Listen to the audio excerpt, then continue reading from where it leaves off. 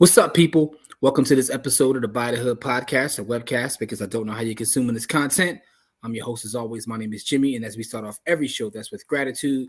Shout out to anybody who supports anything we got going on. Special shout out to everyone from By the Hood University, all of our MDC strategy members, as well as the youth from the By the Hood ownership camp.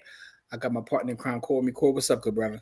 Man, what's really good? Everything all right, man. You know, is the season's done changed. Yeah, it's hoodie season, as you can see. We got hoodies on.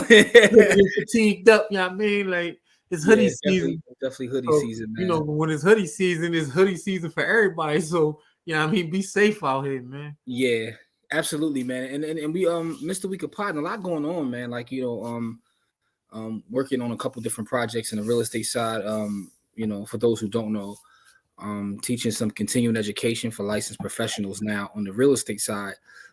So had a lot of work getting that up to par. And also working on 2 classes for our MDC members. So people that are a member of MDC, this upcoming Tuesday, we got an updated Bitcoin class that I'm doing live. And we have a full class on REIT. So with all the work that's being put in on the back end, we have missed the pod.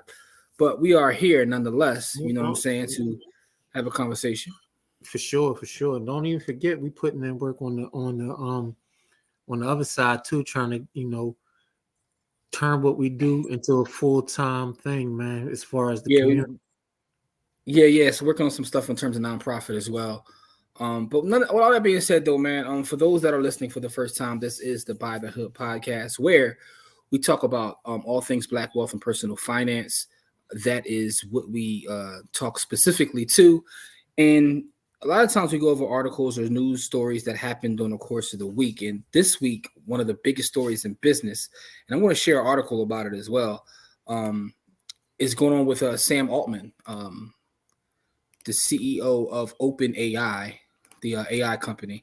This was an interesting story, right? So to kind of give a little summary for those that have no idea what this is, Sam Altman is the co-founder and CEO of OpenAI, which a lot of you guys use. One of their products being probably, you would say so, is the biggest AI product there is, right, Core?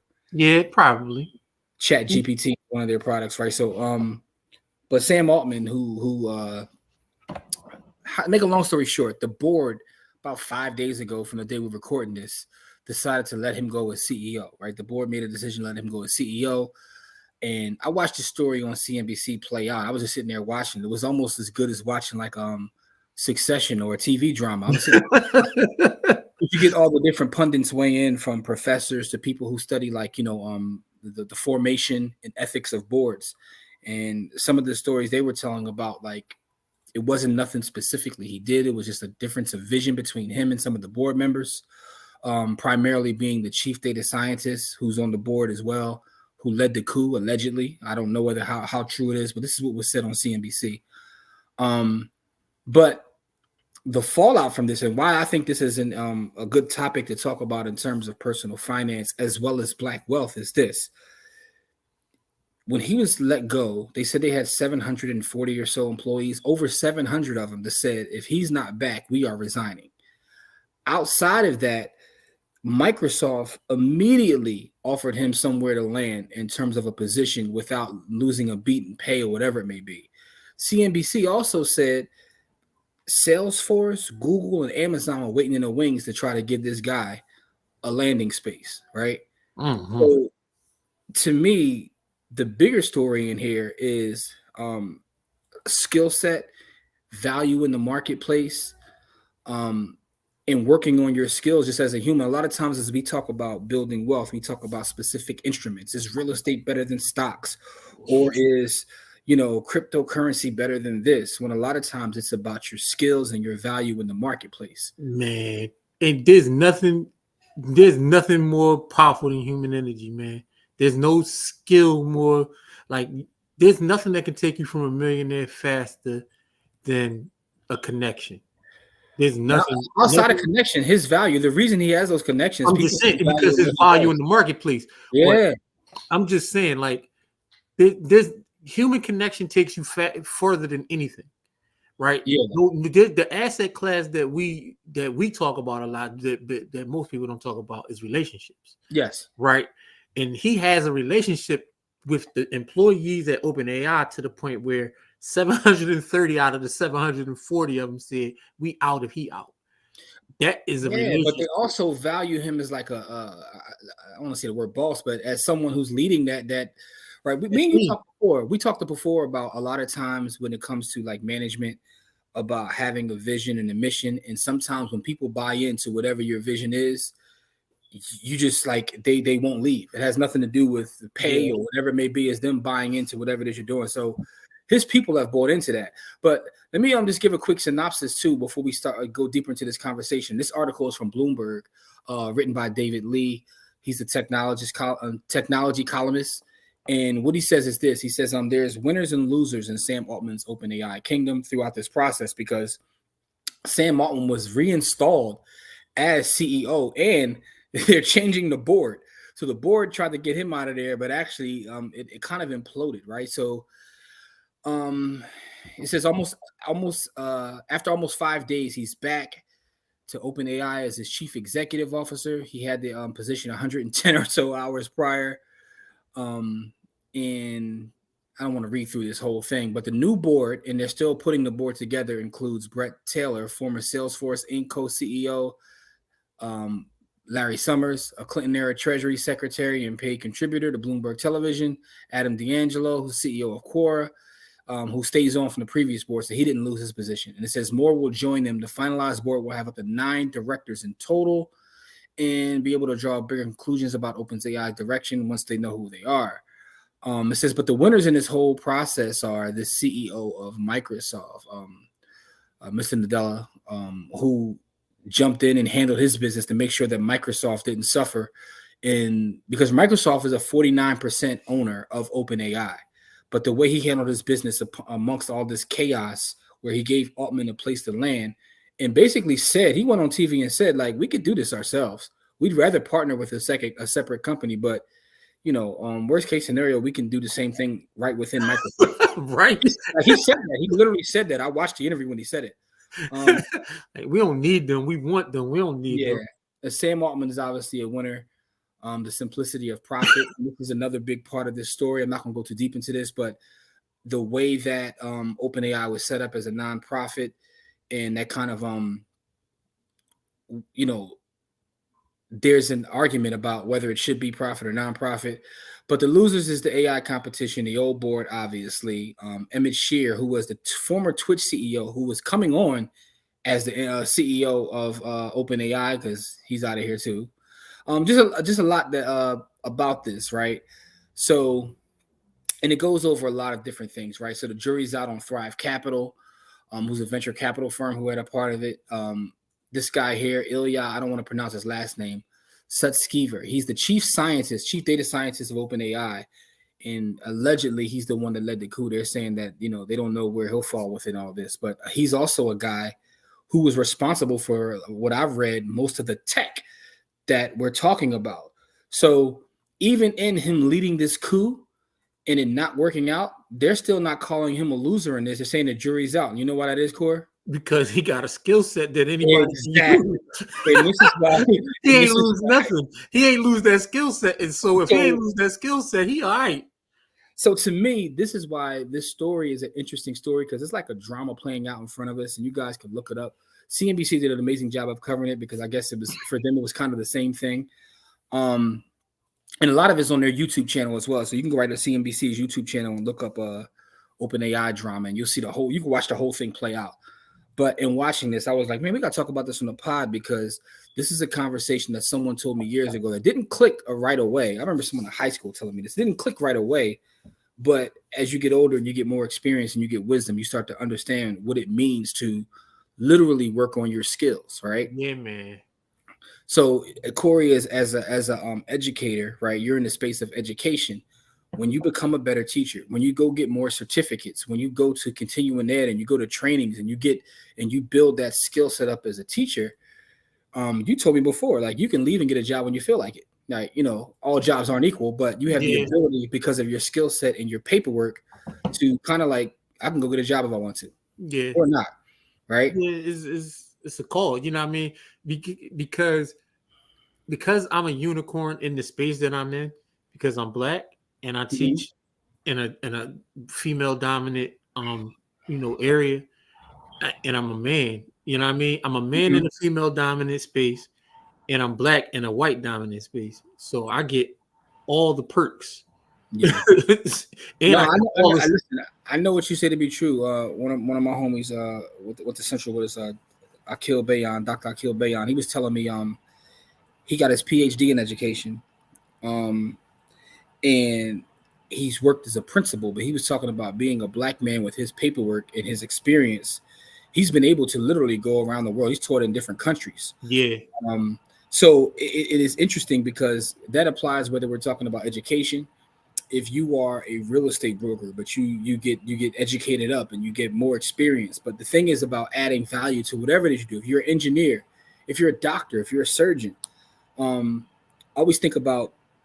I remember watching. It was an interview on I think it was Bloomberg, or maybe I'm saying that because I'm looking at the Bloomberg article, but it was one of the financial media companies, and they had Warren Buffett on with LeBron James, right? And it's interesting because I've seen this play out with Warren Buffett twice. One time he was on with Jay-Z, and the other time he was on with LeBron James. But his advice to both of them was exactly the same. Within your specific business, you have a way to generate as much income as possible. You have a skill set that allows you to generate money. He said, just take that, put it in the passive stuff, but keep working on the skill set. Don't pay too much attention to these things over here because you pay attention to what's bringing in that money. yeah, man. Like, that's interesting, right? So Jay-Z being entertainment and LeBron James being a basketball player. So people look at LeBron and they see the billionaire status, right? And I think he's a great case study on what we're talking about. But one of the things that, and I think it was KG who mentioned it on his podcast, KG and the Truth, Paul Pierce. He was like, these other dudes want to be like LeBron, but they do not invest in their body or their skills the way They LeBron. don't work on their game enough to be Yeah, him. he was like, even the people at the top levels haven't invested in themselves the way he is. He said that's why dude is in 20 whatever year he is, still putting up 30 a game. Yeah, It's not by accident, right? So, but it translates outside of sports, right? We talk about you being in education, me being in the real estate space. I'm constantly looking to learn more and yeah. You elevate. you're a niche person also Yeah, because of your data, and I mean, data real estate data. analysis Yeah. skills. So, like, because you're a niche, like, you know, my grandmother used to say this, and I had no idea what it meant. The riches are in the niches, and Yeah, I was man. like, "What the hell does that mean?" But when Hmm. you are a niche or niche person, Yeah. like if you're in that space, Hmm. you really can call your shot most of the time. You know what I mean? Like, so a lot of people can't do that because they don't invest in the skills or invest the time to be at the top of whatever field they're in. Because most people want to be a generalist, right? I often wonder about that. Keeping it with sports for a second, because we both love sports. I often wonder that, right? When you look at the NBA, and every once in a while you'll get somebody who's like a niche player, like a Dennis Rodman, who this is Yeah, my thing. I'm gonna play defense and grab boards, right? To the point where I've seen him run past the layups and kick it out because he's like, "Yo, that ain't what I do," right? yeah. There's games where Him my and man, Ben Wallace are the two that just stick out yes, and I always wonder why more people don't do that. because they can't. It's because it's a skill. Rebounding is a skill. Like Charles Barkley was 6'4", banging with 6'11" dudes. Yeah, You know what I mean? Like rebounding is a skill. You have to want the ball. You have to understand angles. You have to attack the rim and go get the ball. Like rebounding is a skill, and that's something that we know personally from playing ball. You know what yeah. I mean? Like rebounding is a skill. There's some dudes that are 6'11" that can't average 5 rebounds a game because they don't have a skill set, even though they're the biggest person on the court to go get the ball. You Yeah, know so what I mean? but I also again, this is just me overthinking everything. I wonder if ego has a big part to do with it, right? Because the work that those guys do, right, and keeping it back in the business, like sometimes when you niche down, is not the glory thing, right? So They Ben both Hall of Wallace, Famers though. They're gonna go to the Hall of they Fame for will, and they're gonna one make money, skill. right? Yeah, and you make millions of dollars. And they made millions of dollars. Yeah, but again, it's not the sexy thing, right? To Yeah. kind of be a niche. But I'm like, yo, a 3-point specialist, if you a field goal kicker, whatever your thing is, and they Right. keep it away It's from field court. goal kickers in the Hall of Fame. They play 4 plays a game, 5 plays a game. Yeah, it's interesting because I'm sitting there thinking about like, but I guess if you were in medicine, right, and you are a brain surgeon, right, you specialize. And your point about riches and the niches, those are the people that make all the bread. Yeah. If you look at the legal profession, people that specialize, everybody doesn't do everything in law. You pick a specialty. Yep. So it's just interesting, man. But this story made me have all of those thoughts. Again, I overthink everything. So when I read it, my brain is like. But this is about building skill, building at least one skill that you can make money from, right? Mm-hmm. Because this world, people hate money, but you ain't doing nothing without it. Yeah. So you gotta build a skill that will pay you. You have to build at least one skill that will pay you, right? People will tell you that jobs are overrated, but those people built a skill so that they can say that they have a skill. Like we know traders that'll tell you that if you got a job, you don't trade very well. Yeah. You know what I mean? But I know that not to be true because 3 of the 4 best traders I know got a job. Well, I look at it different too, right? Because even if I'm not even BSing. No, I believe you. Listen, I get you, but I also feel like certain things just are clickbaity, right? Because even in this scenario right here, even though we're talking about at the highest levels of business and technology, like people would kill for those jobs that he had. He's basically like, "No, I'm cool. I'm gonna go back over here." He had the biggest companies in the world. He had like 5 of the biggest, 5 of the 8 biggest companies in the whole world. Write your own check and bring who you want with you. Like he was gonna bring 700 people. So it's like that's value. That's not about entrepreneurship versus job. That's about my value is such that, put it like this: if he wanted to go the entrepreneur route, you don't think he would have got funding from somebody to start something new? 100% got funded. Exactly. So my point is really about what value do you bring? Because let me say something that a lot of folks won't say. Most of y'all that's on this whole, you gotta run your own. Y'all ain't doing no business. Listen, most entrepreneurs fail, right? And that's not to talk down on that. 97. The numbers say 97% of businesses fail within the first 3 years. So here's the thing, though: we do need entrepreneurs in our community. So I don't ever want people to think that I'm saying we're not pooping on entrepreneurship. It's just you do data science, and we look at numbers. 90. If the numbers are saying, even if that number is a little bit off, let's say it's 90%. Like, all right, 90%, 9 out of 10 businesses fail. Yeah. So I think that it's about proving your value. This is why I always talk about people that do start businesses to actually prove you have something that people are willing to give you in the marketplace. Yeah, right. So instead of just starting out and you want to go get, because people these days be like, yo, I'm gonna go get $1,000 million worth of business credit, and I'm gonna get, a storefront and all these things. I'm like, yo, what is your product or service, and are people willing to pay for it? What's that value? So what value are you bringing to the market? Whether it's a value to an organization or a value to your own, regardless, you have to have a value that people are willing to pay for. You know what I mean?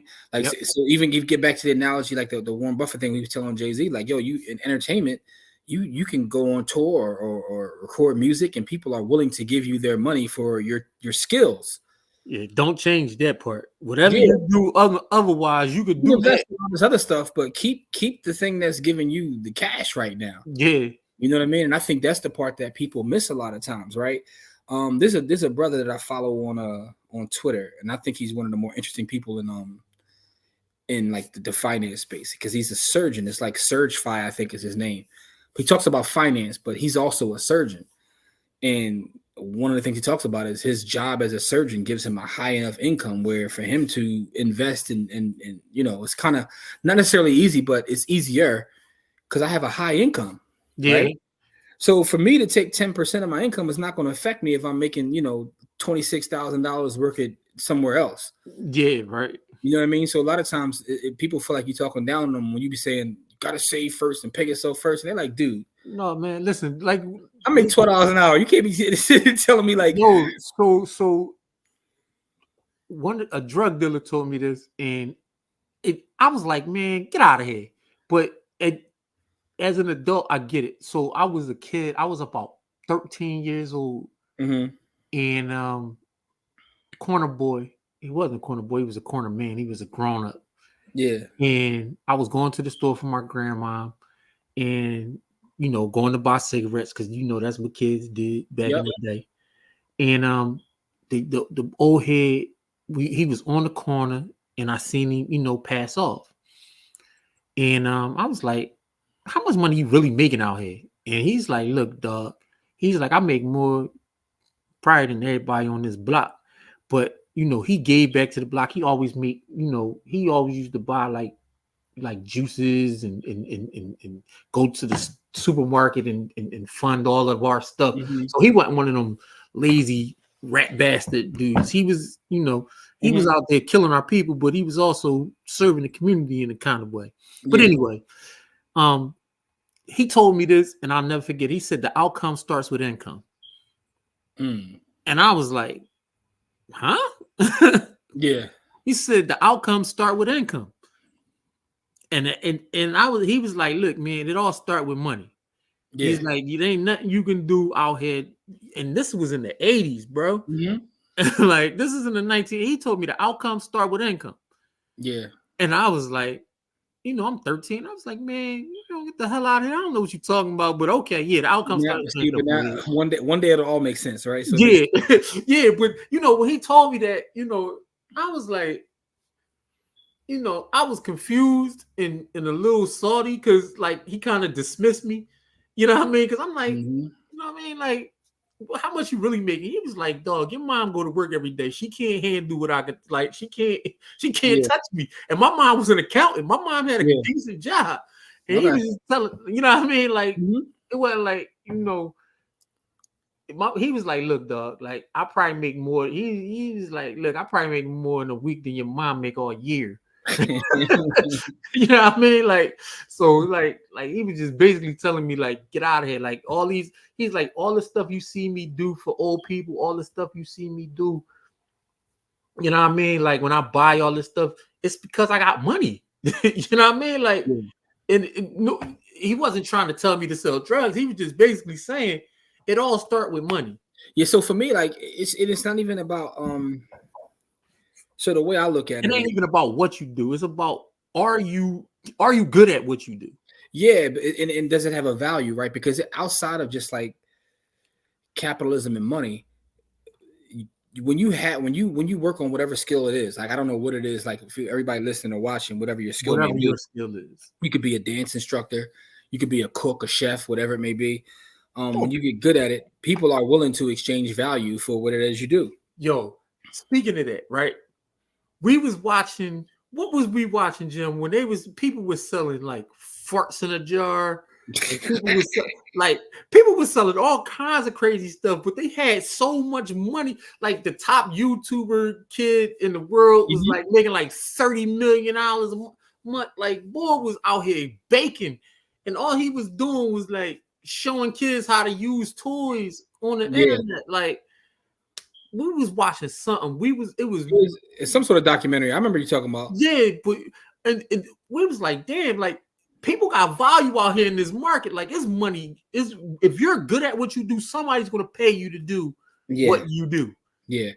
So I guess for me, that was the biggest story about this whole Sam Altman thing, outside of like just the drama of it all, is to see that someone at the highest level of business and technology has a skill set where he can pretty much write his own ticket. Like, he's turning down jobs that people would die for.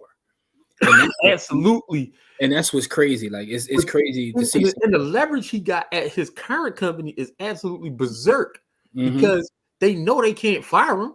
They can't fire him. Like you have to check your ego in a certain way when you know you cannot be, like, you can't be removed. They can remove you, but like, unless you do something, unless you kill somebody and bury him in the backyard and get caught, like, he's not going nowhere. And then the other part about that is also So this goes into my second part of this, which is about always having always like so when I look at investing, I look at it a lot of different ways, right? It's not for me personally about things, the cars, the houses, the clothes, the jewelry, all that nonsense that people talk about.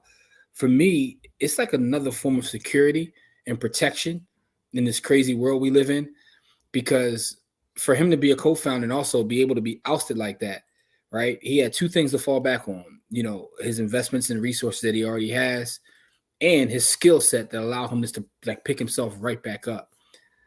That allows you to navigate in this world different. Like you often talk about, I remember we did last time we did a talk in the community, you talked about like the word responsibility.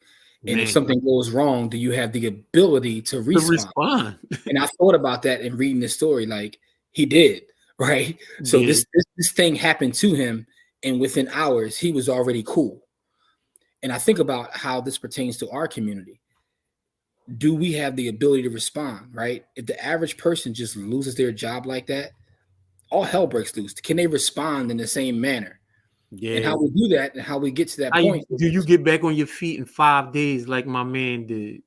All right, so let me ask a question for everybody listening or watching this. If you were to lose your job, right, how long will it take for you to rebound?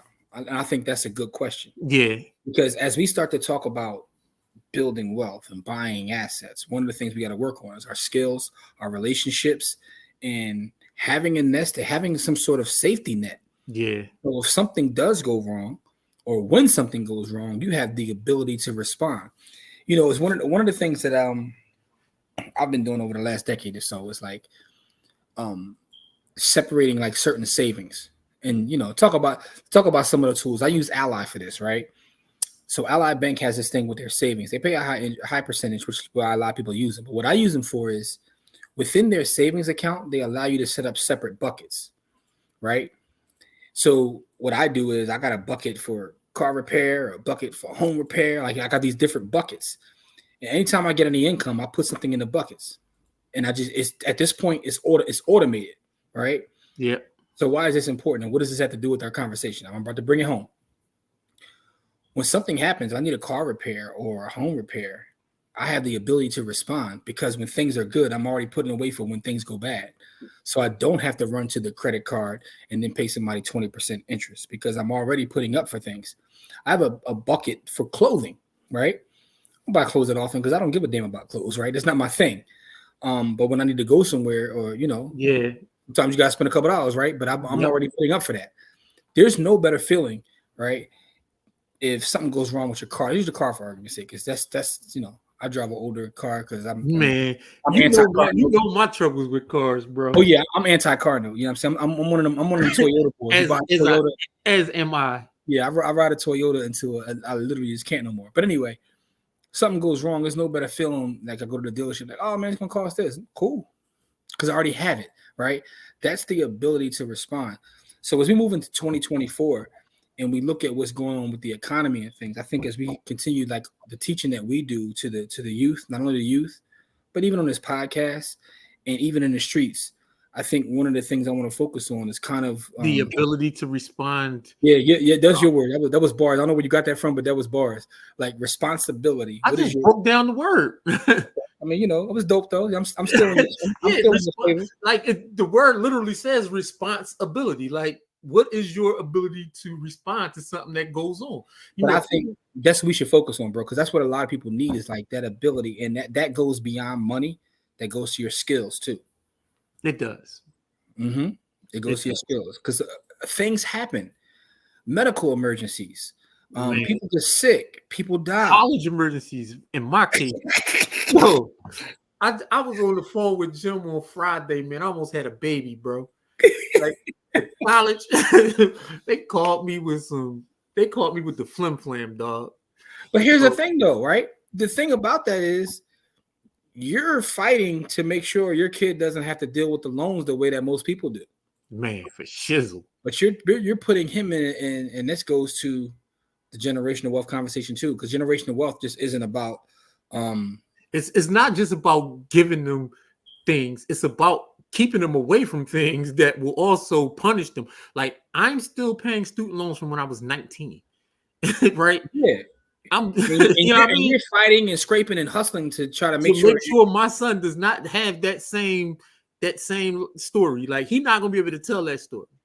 Yeah, I yeah. don't want him to be able to tell that story. And it's interesting though, because like even in what he's trying to do, like, you know, and I was talking to your wife online, and she was talking about how he already knows what he wants to do, physician's assistant and all these kind of things. I'm like, damn, that's dope. He's so young, he's 16. But this goes to the conversation about, because he has an idea already, he's going to be able to put on so many skills that'll put him, and now you're fighting on your end to make sure he doesn't have this debt dragging him behind. You're doing what you're supposed to. You're putting him in a position to achieve at a high level. Generational wealth can be achieved in a lot of ways. Like I'm not giving him a lot of money. Mm-hmm. You know what I mean? But I'm saving him hundreds and thousands of dollars on the back end. You know what I mean? Which he can use to create that wealth for himself, right? Mm-hmm. Like I'm spending money up front so he doesn't have to spend money on the back end. Yeah. You know what I mean? So Mm-hmm. it's a lot of different ways to do it. It's not just about, do I have $400,000 sit to the side? I can sit the money to the side, and then he owes $400,000, and then he'd be broke. Yeah. You know what I mean? I can sit this literally. I can sit the money to the side, right? And over time, he'll accrue so much debt that he'll blow through the money. Yeah. Yeah. You see what I'm saying? So it's just about perspective and how you look at it. So CJ's what, 16 now? Yeah, he'll be 17 on Christmas. All right. So for the folks that don't know, Corey's junior, CJ, we call him, will be 17 on Christmas, and he's like what, second or third year in college? Yeah, he'll be finishing his third year at the end of this semester, at the end of this year. So he'll be graduating next year. Yeah, he'll be graduating with his 4-year degree next year. Yeah, so he'll be graduating with his bachelor's degree at the time that people generally start school, which is dope. And we need to do a podcast one day on how you were able to, you know, raise him and navigate some. Yeah, no, because I know people are interested in that. But you know, getting back to the topic, like he'll be able to build that skill set and not have that debt dragging him back. But getting back to the ability to respond, Sam Altman was able to respond literally within hours. Early. You know, something I'm still working on too is making sure that I have everything in place. So when all these different things happen, you can respond. You know, I'm not perfect, but it's something that you constantly work on. So I think that's we're moving into 2024. That's where some of the conversation has to be, not about, do you got $1 million? Did you hit your fire number? Like, can you leave your job? It's like, yo, if something happens, what you gonna do? You know what right? Like, what you gonna do to handle whatever situation hits you in the head? That's the conversation we want to move to start talking about. More conversations about that. But that's the question I want to leave with everybody. Like, if you were to lose your job, and if you're an entrepreneur, if your business was to close, how long will it take you to get back on your feet? And is that about, or do you have something stashed away where it won't take you any time at all? You will just be moving from one thing to the next. And that's what I was going to say. Is it because of your skills, or is it because of what I like to call your war chest? Do you got a war chest that allow you to bounce back, or do you have a skill set? Because, yo, I know people that are like in the nurse field, the medical field, where, like, you know, they chase the dollar, so they always taking different jobs. You know who does, I was talking to shout to LaRonda, who's in our community, and she does like a traveling nurse joint. I was like, yo, you like a hitman. Like, whoever got the biggest bag is where I'm going. But yeah, but a lot of people in that space, they have a skill set where they could get a job anywhere across the country whenever they feel like it. Yep. And I'm like, man, that's crazy. That's being at the highest level of what you do. Yeah. Right? Because, you know, the thing is, you know, I don't tell nobody this, but the first thing I got into out of high school was I got into nursing. Mm-hmm. You know, I actually have a CNA, but, you know, I don't, you know, that's something I did 30 years ago. Yeah. Because I thought I was going to be, you know, taking care of my grandmother for a while, but my grandmother passed away before I could, you know, act on those skills. But I got a CNA, you know what I mean? Like, because I wanted to be able to take care of my older folks, you know what I mean? Mm-hmm. And so, you know I was at the very lowest level, you know what I mean? And I was about to start working my way up until I changed over, and, you know, I went into the armed services, and then I got into teaching. But you know, when I see somebody doing something at a high level, you know, I have admiration for what they do. You know what I mean? Like it's because I understand the time and the effort it takes to get to the top. It takes a lot of time, and it takes a lot of time to kind of master whatever it is you're doing. Yeah. So your skills become almost an insurance policy. Yeah, they are the insurance policy, because if something goes wrong, those skills will translate, right? So we're looking at it from one side. I always look at it from the people who are troublemakers side, right? So, like, I think of somebody like Antonio Brown. He had a 15-year NFL career, and the reason why he had a 15-year NFL career is because he was the very best receiver in the league for like 8 of those 15 years. He was absolute cancer to teams, but his but see, that's why sports is such a great way to kind of like emphasize what we're talking about, because I remember that with T.O., right? T.O. was so good, but when it got to the point where his skills started to diminish a little bit, and it wasn't necessarily worth it, is when you know what I mean? His skills no longer warranted what the kind of ego and the kind of things that he was doing. Like, and so when you're at the height, like LeBron James is still calling his shot in year 21 because he's still one of the top 5 players in the league. Like, shout out to Kurt Flood. For those who don't know who Kurt Flood is, do your Googles in terms of in sports. He freed everybody. Yo, because think about it, right? If Giannis was to become available today, how many teams would be knocking at his door? The other 29 teams, all of them, right? All 29. And that's based on, you know, the skills and what he brings to the table. So, you know, I think that's the overall conversation, man. Again, this is another great episode, great conversation, Corey, as always. But that's the question I'm gonna leave you with. If your business was to close or you were to lose your job, how fast would it take you to get back on your feet? And is it based on skill, or is it based on you just having a nest egg, a war chest that you've built up, which is, you know, another way. Relationships. Yeah, you should have both, right? That should be your trifecta. Make sure you have good relationships. You got a little bit of war chest to make sure you're okay, and have some skills. And you can always work on new skills. I was just reading an article about a dude who became a surgeon. He was a mechanic, and he became a surgeon like in his, I think it's 50s or 60s. I'll find the article. But I'll put the article to this Sam Altman too. I'll put this in the description as well as the show notes, the article I was reading from, the winners and losers from this saga. But you can always pick up new skills too. So don't ever let no one tell you that you can't. It doesn't matter how old you are. Not too old. Yeah, never that. You know what I'm saying? I was watching the Hulu has the thing about the documentary series. It's called like the foods that built America. And it goes through the business of like the biggest food companies today or whatever. But they did the Colonel Sanders John. Boss was 44 when he started. Yeah, I don't even remember exactly. He was up there though, dog. He was scrambling too, but he listen, this now he's a household name, right?